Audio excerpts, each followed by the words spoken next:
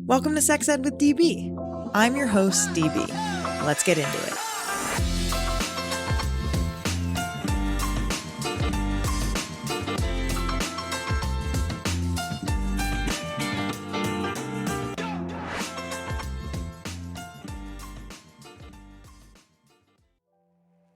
Let me tell you about one of my favorite pleasure product retailers out there, Lion's Den. If you haven't heard about Lion's Den before, I can't wait to tell you about them. Lion's Den opened its first retail facility in Columbus, Ohio in 1971. That's right, over 50 years ago. Since then, they've grown to more than 50 outlets throughout the US, building their reputation on high-quality products, low prices, and a knowledgeable sales staff who can help you find the perfect toy. One of the many things I love about Lion's Den is that they advocate for a sex-positive perspective on intimacy and sexual well-being, and strive to break the stereotypes and stigma surrounding sex by providing comprehensive educational resources to empower everyone to enjoy life to the fullest. They are simply amazing. Lucky for you, Lion's Den is giving my listeners an exclusive discount of 15% off your purchase, in-store and online with code SEXEDWithDB at lionsden.com. What are you waiting for? Get your amazing Lion's Den toy now.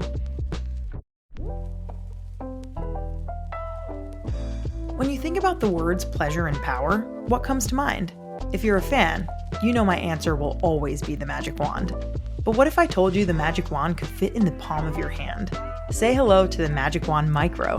The Magic Wand Micro may make you wonder how it can possibly represent a brand renowned for power. But once you turn it on, this impossibly powerful, multi-function, multi-speed massager proves it's a magic wand through and through. Same magic, now in pocket size. Use code SEXEDWithDB at Lion's Den for 15% off your Magic Wand Micro now.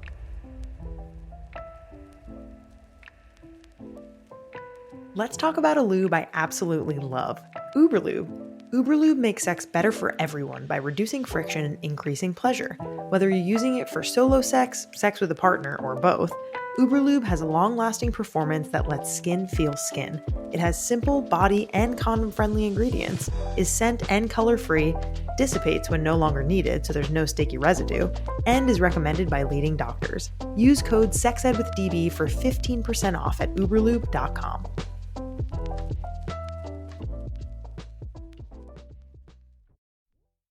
Ever feel like the wellness landscape is missing something and that conversations are very one-size-fits-all? And that the conversations don't necessarily apply to your experiences? Hi, I'm Dr. Cassandra Dunbar, the host of the Be Well Sis podcast. Be Well Sis explores everything from hormonal health to aging to relationships and everything in between. The Be Well Sis podcast is your home for insightful conversations with incredibly inspiring women from all walks of life. Join us every week and tune into an episode that is crafted to help you thrive physically, mentally, emotionally, and spiritually. The Be Well Sis podcast is available wherever you get your podcasts. Be Well Sis.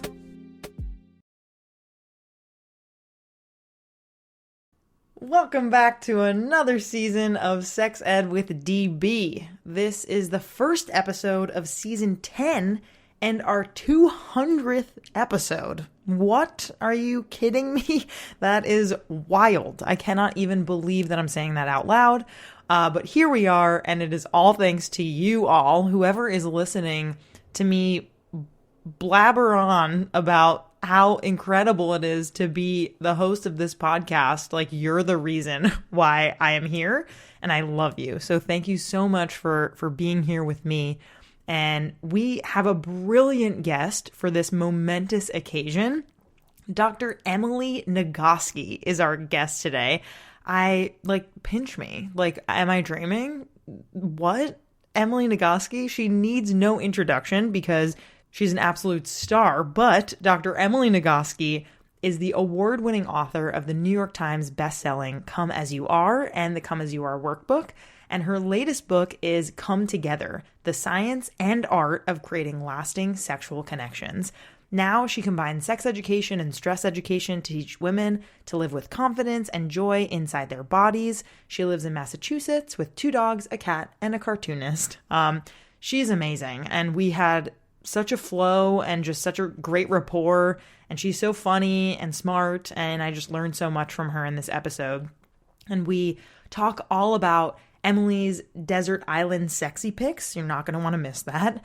3 secrets of partners with happy, satisfied sex lives, and why desire isn't as important as you think it may be. And so all that being said, once again, thank you all so much for being here. Thank you to our sponsors and to the people who help basically run this, my team, just everyone. I'm so grateful for you all to be here listening to this incredible interview. And here I am with the amazing, brilliant Dr. Emily Nagoski.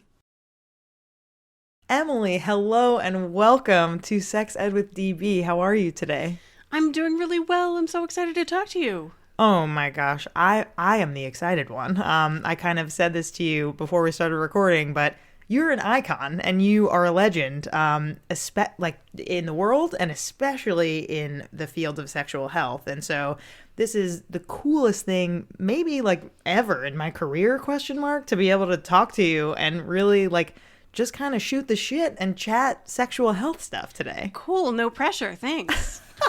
No, you don't worry. You're a pro. You've been doing this for a long time. But yeah, today is a really special episode because it is the first episode of season 10 of Sex Ed with DB. We've had a lot of content, a lot of great guests, and you, like I said, you're just so fantastic. My whole team is thrilled to have you. So thank you so much for making time and for being on today. Truly my pleasure. Oh, so amazing. Well, with a new season comes kind of like a new format for our episodes. So I'm really, really excited to introduce our audience to this new format that we have. We have, the classic interview will come, but we also have a couple of really fun segments that we are going to basically get to know our guests a little bit better. We're going to learn about their hot takes. We're going to learn all of these things from them, in addition to their amazing work that they do. And so the first segment that we have is called The Quick and Dirty, and it is 3 get-to-know-you questions that my producer Sadie came up with, and I haven't even seen them yet, so I will be answering them with you, and it'll be a way for us to just kind of get to know each other in this fun, sexual health, silly way. So the first question I have is, you're on a desert island. What are the 3 sexy items that you're bringing? My husband. Fantastic. A bottle of silicone lube. Oh, love it. Any brands you prefer or just any? There are a variety of brands that I think are great. Uberlube is great. Fuckwater has an excellent silicone lube. Oh, great. Yeah, so those are just 2 that I think are really good. And Swiss Army. Ooh. Those aren't the only great silicone lubes, though. Those are just the 3 that come off the top of my head. So I get 3 things. You get 3, or you can just have 2. It's really up to you. If it's just your that husband kind of and covers lube. it. Okay, fantastic. You don't even need the 3rd. You're like, fuck it. The 2 that's perfect. Great. I would definitely say, yeah, for sure, my fiance. Fantastic answer. I didn't even think about him. I just thought of the items, but I think he's a good one to grab. Yeah, I would also honestly say like my magic wand. The original. There's nowhere to plug that in. That's right. Batteries. I guess, yeah, I would take like my magic wand and then like an endless supply of batteries if I had to. Third thing, yes. Sunscreen. Listen, you don't want your body parts and your whole body getting sun spots and maybe you'll get a little tan on, but yeah. You need that sunscreen for protection. And that's this very Irish important. skin. That's so funny. Very, very smart, very practical. The next question, do you have a favorite fanfic or erotica that you'd like to share? So I don't know about fanfic or erotica, but I have a favorite romance author. Ooh. And that is Courtney Milan, who writes mostly historical romance. Her most recent book is called The Marquis Who Mustn't, which is love that title. It's a romantic comedy, and she's great. Everything she writes is great. She has a historical romance that is like very emotionally intense, called When the Devil Comes Courting. Oh. I cried through the whole last 80 pages, wow. including the 19th century sexting. What does that even look like? What does that mean? It's the fictional story of the guy who laid the cable across the Pacific Ocean to be able to send telegrams. Oh, and the my woman God. in China who took on the task of creating a Morse code for Chinese. Oh my God.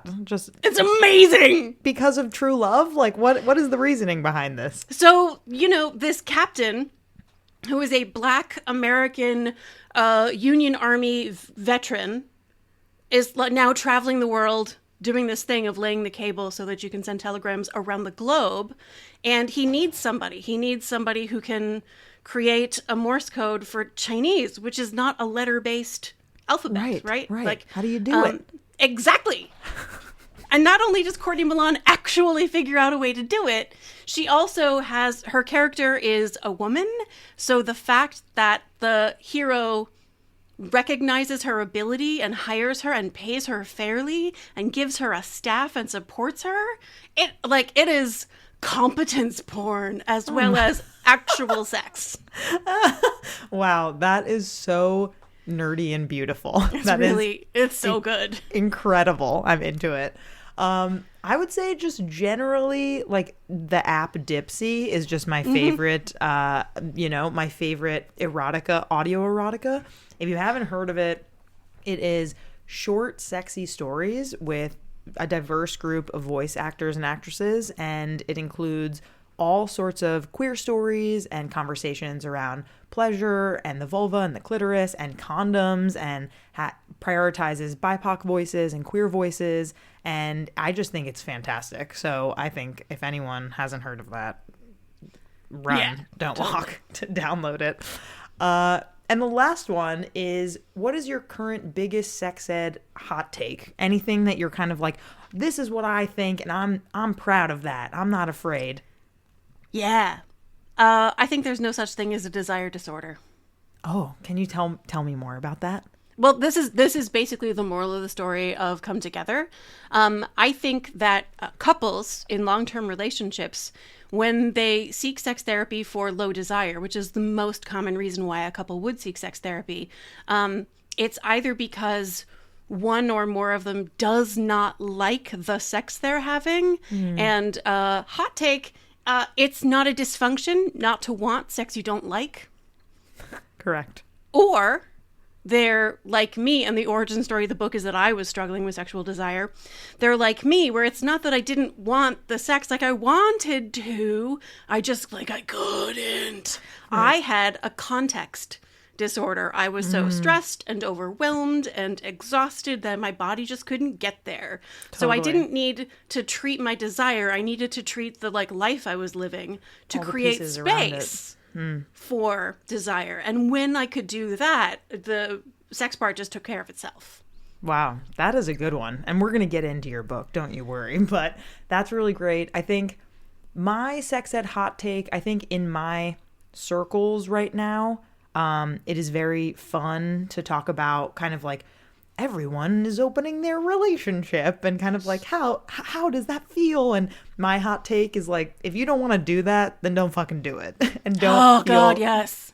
Right? Like, there's a lot of pressure from, I mean, ultimately it's good. I think we're like opening our hearts and our minds and thinking outside the box when it comes to how relationships can look. But I do think there's a little bit of pressure and kind of judgment if a couple isn't really interested in doing that. And I think fuck that. Like, if you are just interested in being with your partner and that's the kind of relationship that you want, hot take, you should have it. You should not feel that pressure to do something that you don't want to do.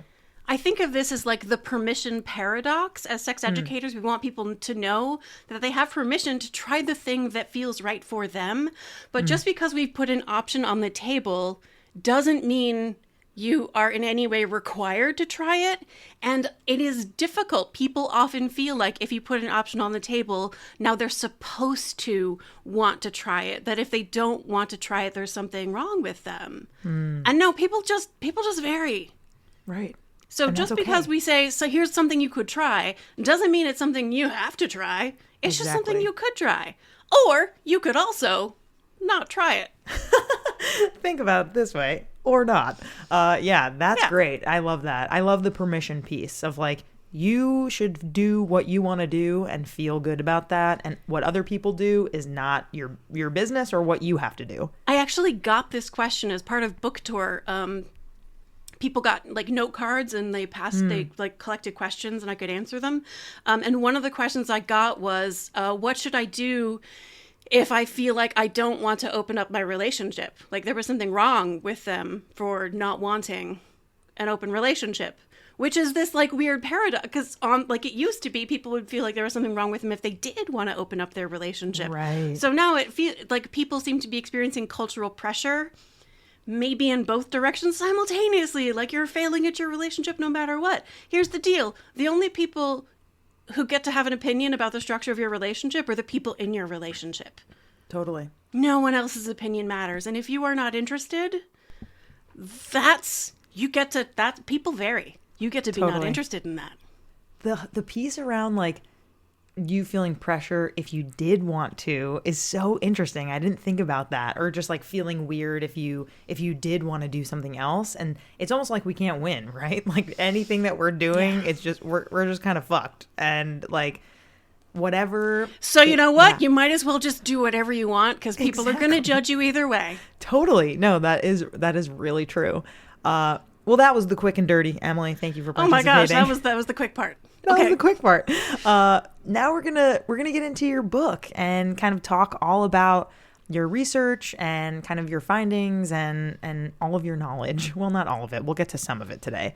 But many folks reach out to us with concerns about their sexual connection with their partner, right? Yeah. But they really struggle to initiate conversation about it. And I'm wondering, why do you think it's such a hard thing for couples to discuss, and how do you kind of recommend that couples approach this delicate topic without feeling too overwhelmed about it? Yeah, I'm sure you see this all the time. And of course, like off the top recommendation number one, like sex therapist. When I did the event in Brooklyn, Ian Kerner was my conversation partner. He is a sex therapist.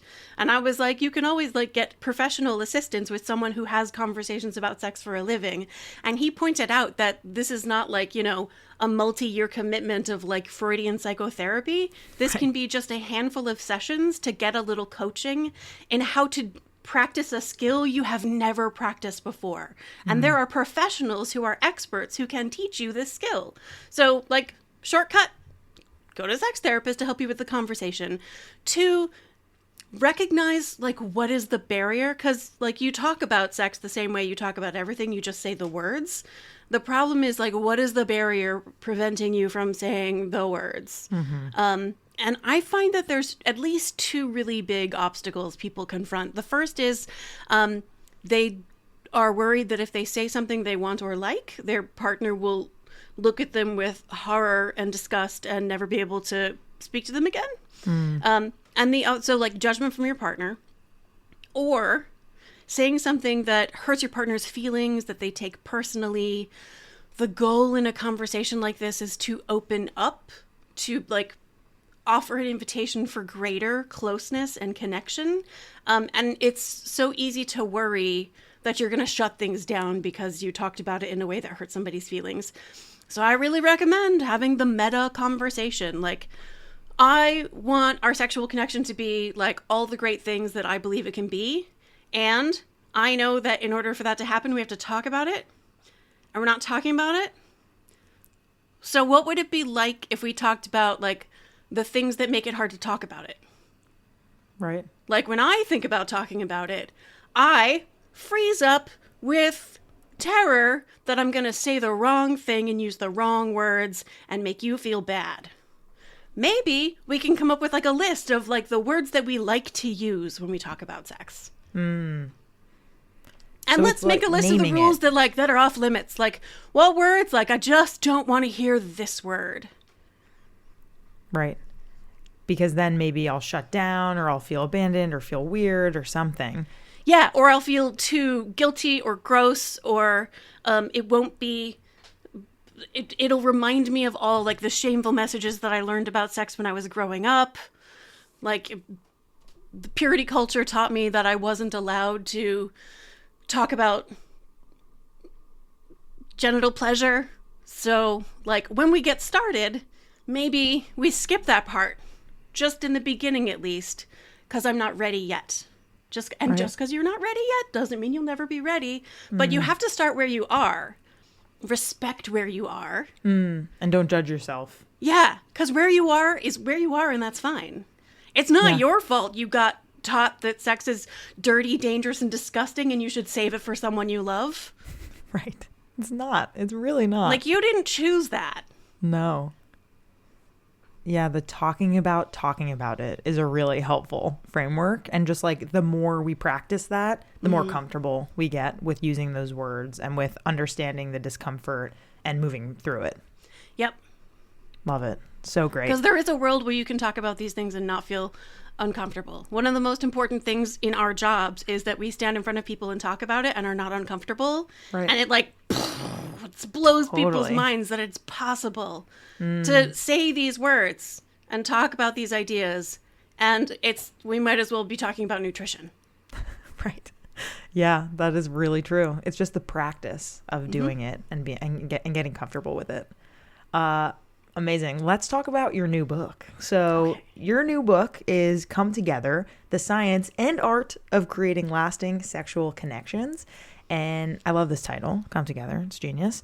And in the book, you argue that pleasure should be prioritized over frequency in assessing a satisfying sex life. And I love this so much because there is so much conversation and thought that people have around, well, how much are you doing it? How many times are you doing it a week or what is that? And I feel like that is the wrong question. Yeah. And I wonder if you can share, how can couples prioritize quality over quantity, and why is this important? So I feel like it's very deeply culturally ingrained, the idea that frequency is a measure of sexual well-being. But it's also really simple to contradict it. Like, let's suppose there's a couple that has sex at a frequency that feels to you like a pretty high frequency. I'm not going to say a specific number, but just whatever seems like a lot to you. But one of them doesn't like any of it. Or there's a couple that has sex at a frequency that seems like pretty low to you. Like, really? You only have it that frequency? But both of them fucking love every ecstatic, erotic, playful, joyful second of it while it lasts. Which sex life would you rather have? I've never yet had anybody say I'd rather have the sex life where my partner doesn't like it. Correct.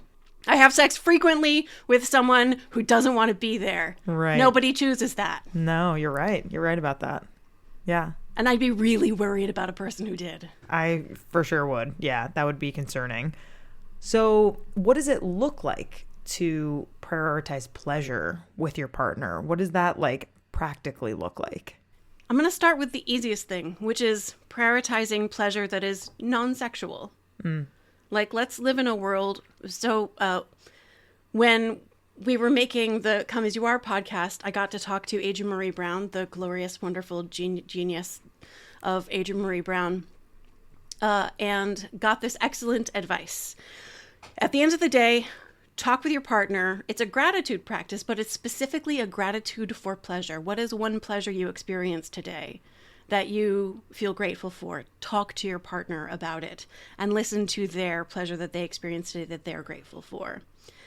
When you practice this regularly, you end up spending your whole day scanning your experience for pleasures. And it increases your brain's awareness of the pleasures that happen. And it is literally building pathways in your brain that make pleasure more accessible to you. And when it comes to sex, when you've increased the strength of the pathways of experiencing pleasure, when your partner is like touching you and doing all the nice things, and because they're a good partner, they ask, do you like that? You will know the answer. Which so many people, especially early in their sexual lives, but even later in their sexual lives, our brains are so busy chattering about like whether or not we're doing it right, whether or not we're meeting our partner's needs, whether or not this is how it's supposed to feel, that we don't even know whether or not we're enjoying this experience. So practicing experiencing pleasure so that you can recognize it when it happens. Yeah. That's a starting place. I love that. I think that's great. I think this whole revolutionary idea about you literally building these pathways in your brain is so interesting because if you're not scanning for that pleasure, then maybe you're not noticing it and you're not able to understand what even gives you pleasure, any sort of pleasure. There's a paper written about 15 years ago now that explores the idea that pleasure is a cue from your brain that you can stop paying attention to something. Because, see, the problem has been solved. There's nothing wrong here now. Your brain, your attention can go to solving whatever the next problem is.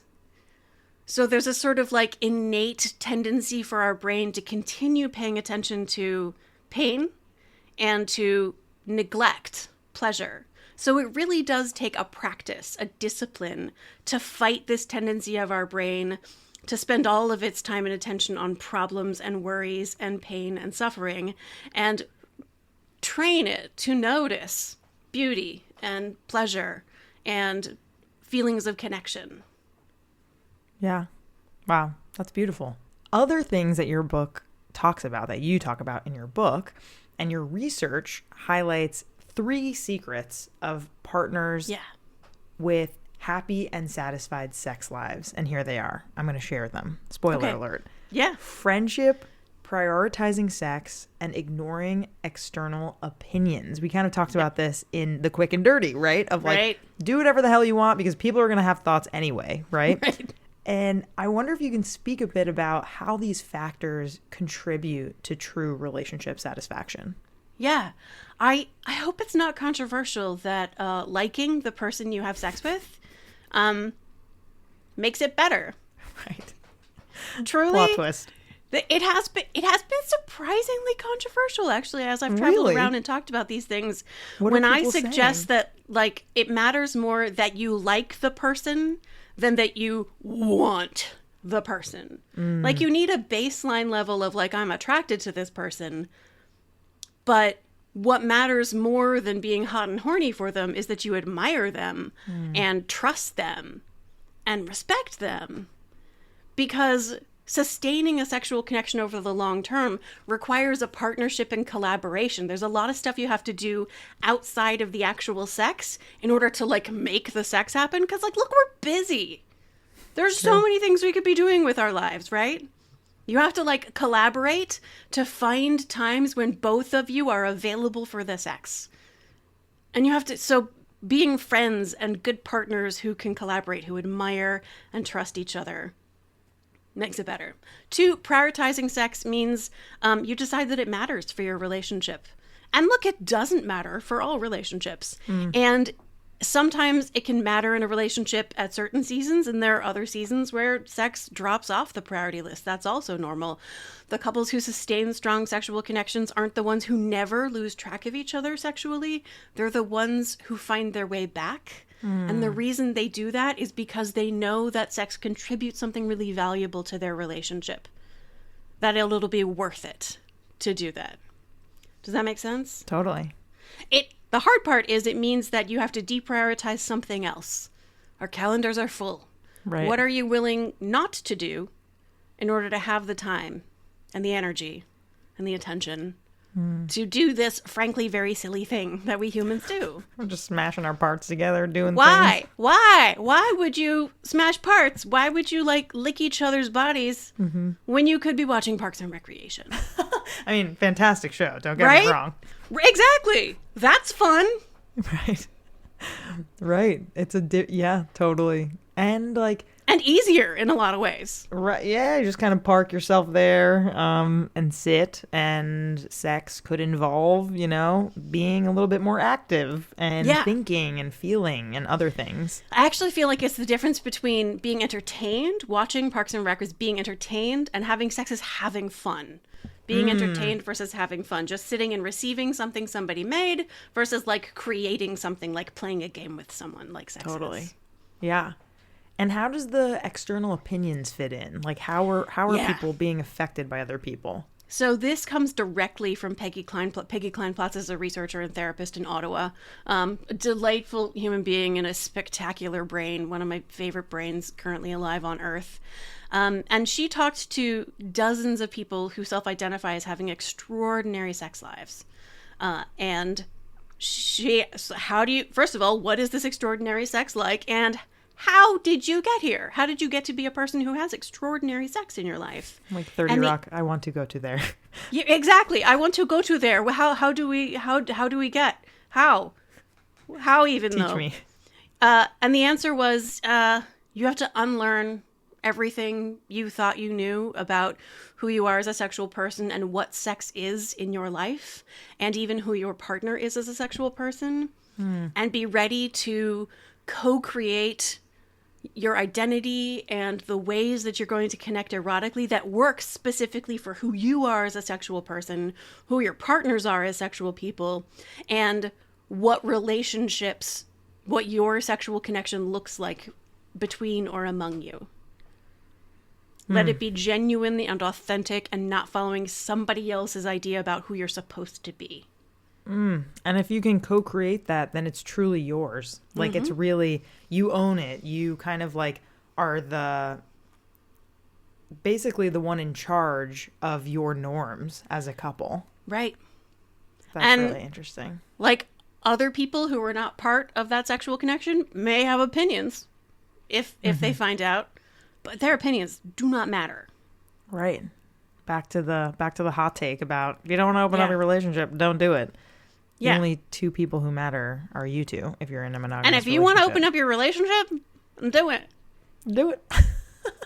Do it. Don't do it. Do whatever you want. There's literally no rule. There's just what works for you, and everybody has to be glad to be there and free to leave with no unwanted consequences. Totally. Yeah. Love it. I love that. Let's go back to an older work of yours. Once again, legendary. Come As You Are. You broke down your research about the sexual response system. And I'm wondering if you can just briefly go over what this is for our listeners and maybe share how your perspective on desire and pleasure might have evolved and shifted since writing that book. Yes, Come As You Are was first published in 2015. I published a revision in 2021 based on things that I had learned by talking to lots and lots of people about what was in the book. But one of the core ideas, chapter 2, is the dual control model, which is this is the actual brain mechanism that controls how you respond. And because it's called the dual control model, we know that there's going to be two parts. And the first part is the sexual accelerator, or the gas pedal, which notices all the sex-related stimulation in the environment, everything that you see, hear, smell, touch, or taste. That's all your exteroceptive senses. Everything you think, believe, or imagine in your cognitive brain, and all of your internal body sensations. And anything it notices that it interprets as being related to sex, it sends a boop, turn on signal. Here we are talking about sex, which is just a little tiny bit of sex related stimuli. So you have a tiny little bit of boop, turn on signal happening. At the same time, in parallel, you have brakes that are noticing all the good reasons not to be turned on right now. Again, it's everything, your exteroceptive senses, everything you see, hear, smell, touch, or taste. Everything that you think, believe, or imagine. Insert purity culture and body shame here, right? Trauma history. And all of your internal body sensations that your brain interprets as a potential threat. And it sends the turn off signal. So the process of becoming aroused is this dual process of, yes, turning on the ons, but also turning off those offs. And it turns out when people are struggling with any aspect of sexual response, sometimes it's because there's not enough stimulation to the accelerator, but most of the time it's because there's too much stuff hitting the brakes. And this isn't like, it's a cool, accessible metaphor, but this actually literally is how your brain works. Right. Yeah. And in terms of like that revision that the revisions that you made from 2015 to 2021, were there any changes with this model or more kind of anecdotes or stories, or this part stayed the same? Interesting. This part, this is just like the foundation. It's like if I changed the genitals chapter, like we have a pretty okay idea of like what our genitals are made of. And with the dual control model, we have a pretty good idea of what our sexual brain is made of. These are the basic parts all of us are made of. And for each of us, they're just organized in a slightly different way. And we get to know our brains and our bodies. What changed is the more I got into the research, the more... So by the time I get to the desire chapter, I'm talking about responsive desire and spontaneous desire. Now, spontaneous desire is the sort of like out of the blue, sudden, horny, I would like the sexy times. And so you go to your partner with, I got a sexy times, would you like? And hopefully they simultaneously and to the exact same extent also have the sexy times. And that's 100% a normal way to experience sexual desire, but then there's also responsive desire, where spontaneous desire emerges in anticipation of pleasure. Responsive desire emerges in response to pleasure. Now, in the first version of the book, I said responsive desire is 100% normal. It is just as legitimate and good and fun and provides as much opportunity for great sex as spontaneous desire. But people want to create spontaneous desire, so here's a bunch of tips for creating spontaneous desire. In the next version, I cut all of that. Fuck spontaneous desire. And spontaneous because the couples who sustain strong sexual connections over the long term, they talk about what great sex looks like, optimal sexual experiences. Desire barely scrapes into the top 10 characteristics of optimal sexual experiences. People who have great sex don't talk about desire. They talk about pleasure. They talk about authenticity. They talk about vulnerability and connection. They talk about empathy. So I think when people have creating spontaneous desire as a goal, that's a legitimate goal that you can totally have. And also, you are aiming for something that is not taking you in the direction of extraordinary sex. That's so fascinating that, like, I mean, I'm sure you have thought about this, but just me kind of hearing you say, like, I'm a researcher and I have this knowledge. And so in this next version, fuck it, we're going to cut this whole part. I'm just not going to talk about that. I love it. I think it's so important because by you doing that, you're kind of showing what we shouldn't be concerned about, essentially. Yeah. And what we shouldn't be worried about. And I think that's very powerful that you're able to do that and able to say, no, don't worry about that. You know, it doesn't matter if you need to feel, if you're wanting to feel spontaneous desire. That's not what's going to get you in that top 10 of feeling super great about your sex. Like, cool. Try having sex you fucking love. Try having extraordinarily pleasurable, fun, laughing, erotic, messy, joyful sex. For a year. Focus on creating maximum pleasure at whatever frequency you can manage. Then see if you're interested in, like, playing with a spontaneous desire thing after you spent a year practicing what it takes to create intense pleasure that you share with someone you care about.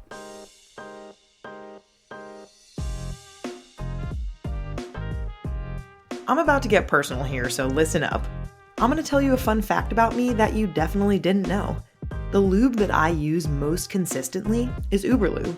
I really mean it. If you were here with me right now, I'd tell you to go over to my nightstand drawer and tell me what you see. That's right, you would see a bottle of Uberlube. If you've never heard of Uberlube, let me tell you about it. Uberlube is a silky smooth silicone-based lube recommended by leading doctors, and its body-friendly ingredient list makes it widely used by people with sensitivities to lubricants. Another amazing thing about Uberlube is that it doesn't leave a sticky residue like water-based lubes do. It lasts for a long time and doesn't stain clothing or bedding. I have 3 bottles of Uberlube on my bedside table right now, ready when I need it. If you're someone who wants to feel more pleasure in the bedroom, use code SEXEDWITHDB for 15% off at uberlube.com. Trust me, it's amazing. Let's play a little fill-in-the-blank game where you have to guess what goes in the blank. Cosmopolitan magazine called The Blank the little black dress of vibrators, and Time magazine named The Blank among the top 10 most influential gadgets of all time. Even at 50 years old, The Blank is still turning heads as the most recommended and best-selling massage wand in America. Any guesses? The answer is the Magic Wand. It's loved by millions for a reason. It's powerful and hits all the right pleasure points. Want to see what all the fuss is about? Go to sexedwithdb.com/magicwand to learn more and see how you could win your very own Magic Wand rechargeable. By centering pleasure and fun and trust and all of those things, the good parts of sex will kind of follow. Like it's like it's all encompassing, like a puzzle. Yeah. Kind of like what you were saying with, and this is what I felt when I did a magic wand masturbation experiment last year, essentially where I was tracking like all of these variables, and I compared like a treatment week to an abstinence week versus a normal week.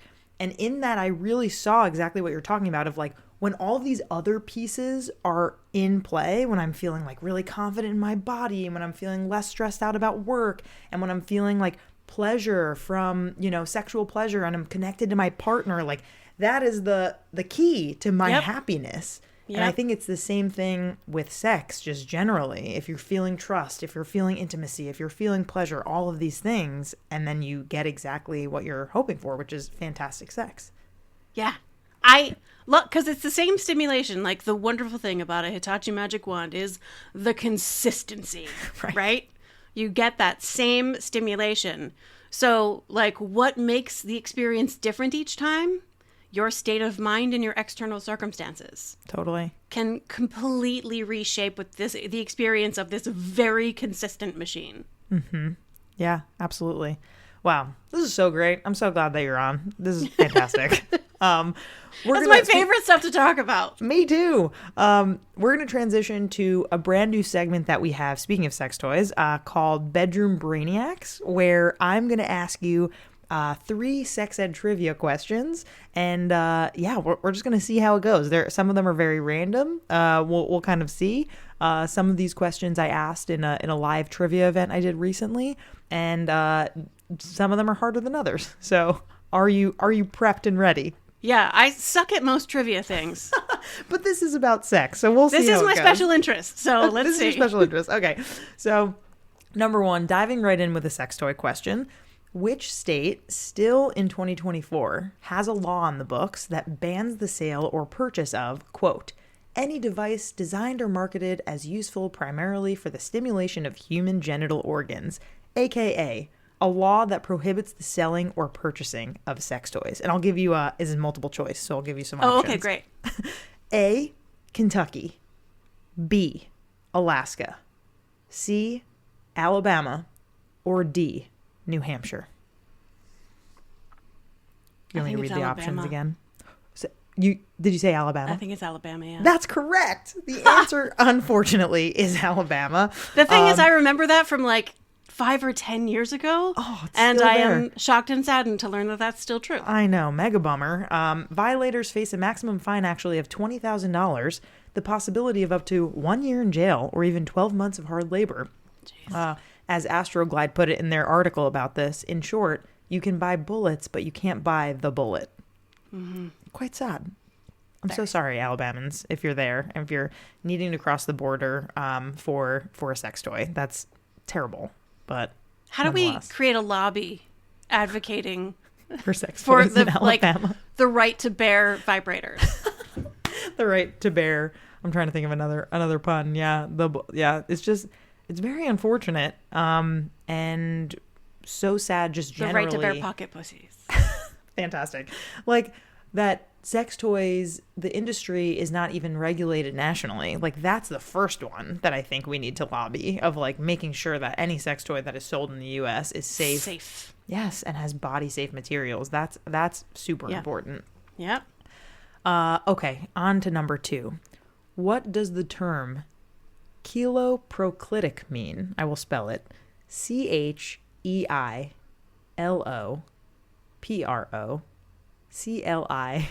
CHEILOPROCLITIC. And I'll give you multiple choice too. Chiloproclitic.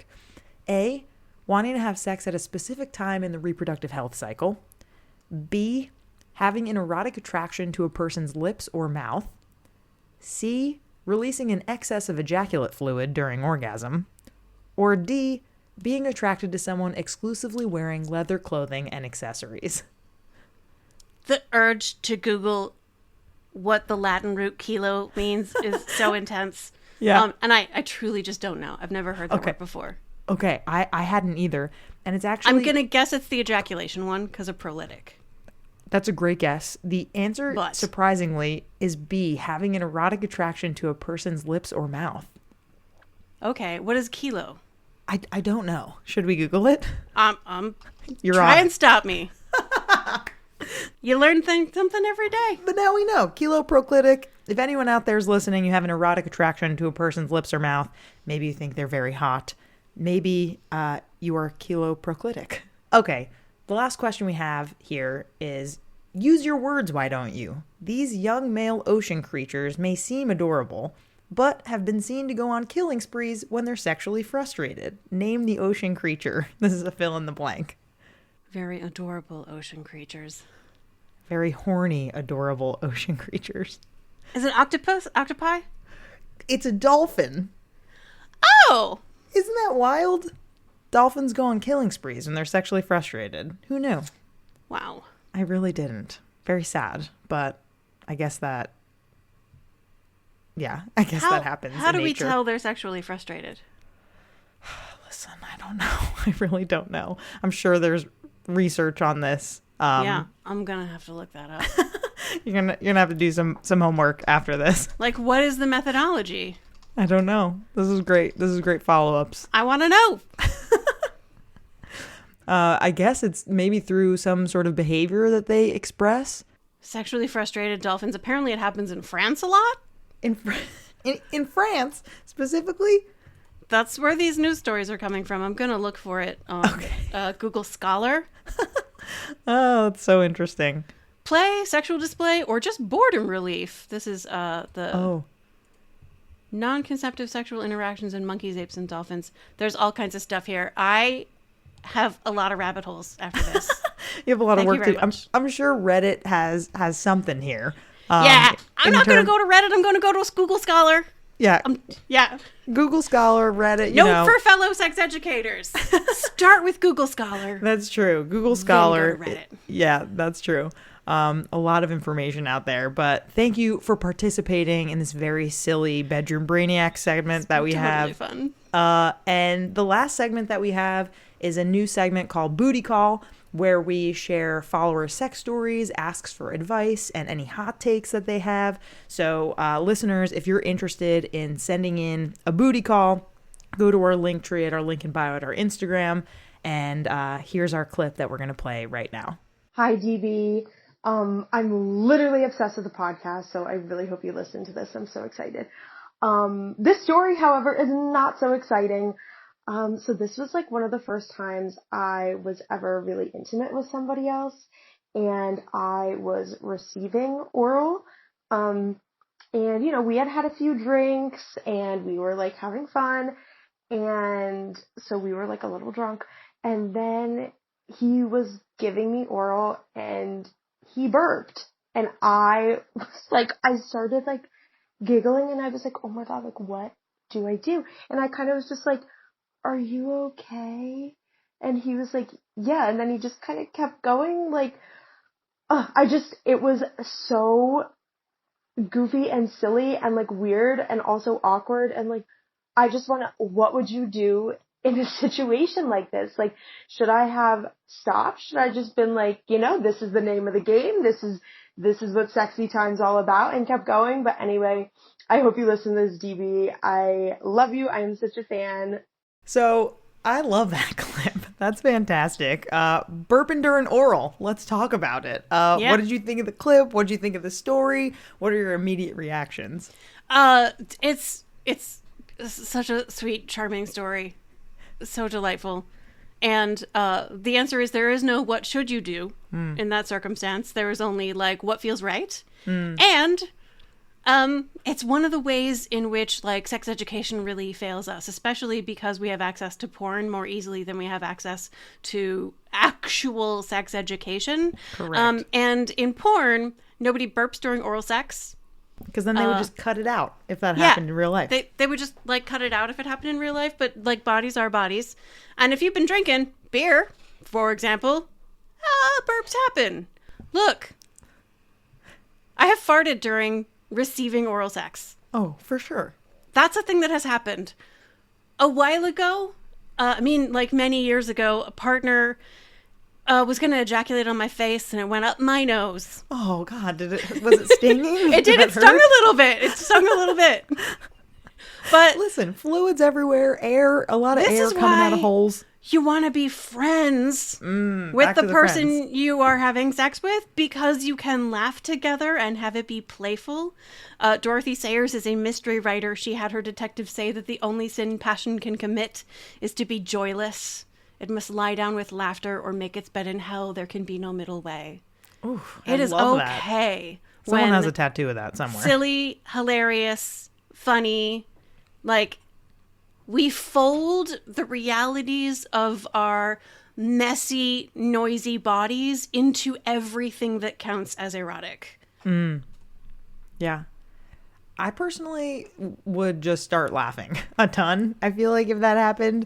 And I do like that the listener kind of was like, oh, are you good? Like, do you need a break? Like, I love a check-in. I love a check-in. Do you need some water? Do you need like a moment? If they're like, no, I'm ready to fucking roll, then you're like, hey, I'm already here. So let's just keep it going. I love that. So what happened is something unexpected happened. And it hit the collar's brakes. That's it. That's the system. And and then the collar sort of went on the spiral of like, oh no, is everything okay? What am I supposed to do? Should I just keep going? And when you're having all those thoughts, are all those thoughts activating the accelerator and increasing the sexiness of the situation?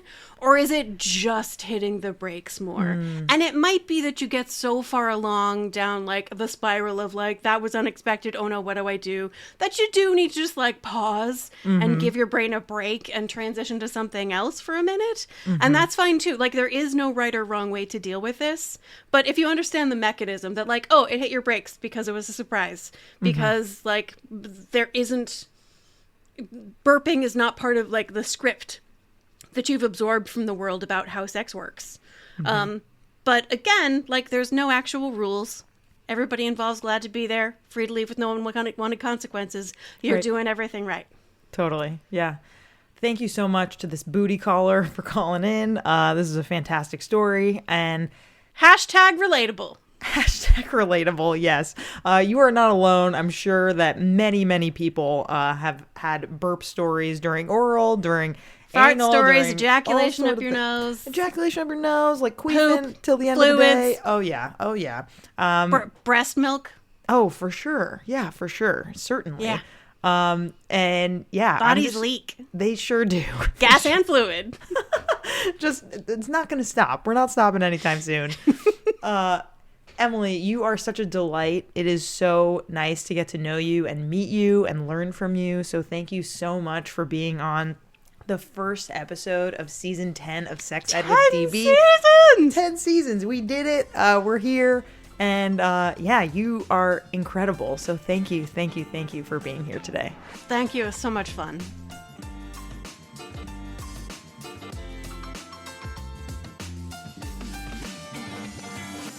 Our creator, host, and executive producer is me, Danielle Bezalel. Our communications lead is Catherine Cohen. Our producer is Sadie Leegee. Our marketing coordinator is Mitch Coburn. Our social media coordinator is M. Kirsty Frazier. Our music theme is by Hook Sounds. Thanks so much to our featured guests, partners, and listeners. Want to partner with us? Email us at sexedwithdb@gmail.com. Do you have a silly sex story to share, need some advice, or have thoughts on the episode you just heard? Give us a booty call for a chance to be featured on the podcast. Check the show notes for the details. For more sex ed content, follow us on IG at sexedwithdb podcast and on TikTok at sexedwithdb. Want to know your sex toy zodiac sign? Go to our link tree on our IG now. See you next time.